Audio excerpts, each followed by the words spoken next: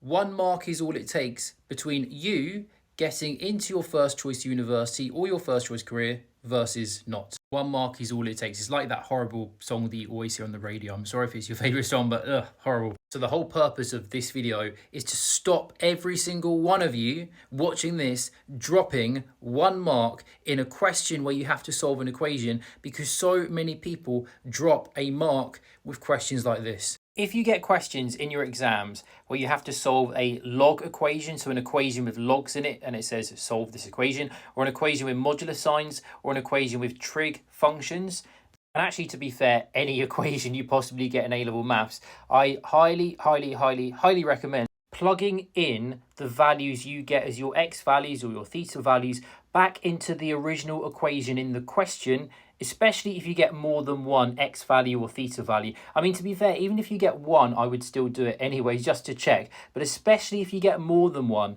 definitely go back to the original question and plug both of them in. And you'll see why with an example like this. So let's say an exam question said solve this equation. So what you would do is you'd use your rules of logs. So using the rule of logs where we multiply the insides together when we add logs, we get something like this. Now, it doesn't really matter what the base here is. I mean, usually it's 10, could be e, could be 2, doesn't matter, because we're going to do this base number here, whatever that number is, to power 0. That gives us 1.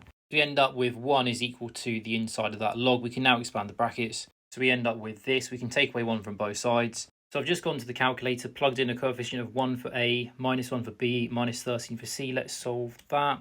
Okay, so you get 4.14 to 3 sig figs, and the second one minus 3.14 to 3 sig figs.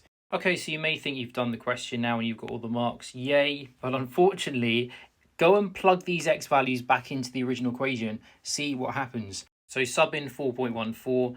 So this looks all good. So we've got a positive number here. 4.14 take away 4 is positive, so that seems to be okay. This is okay as well, so we get about 7.14 inside the log there. So it all seems okay with this one, so that solution's good. Now let's try the second one.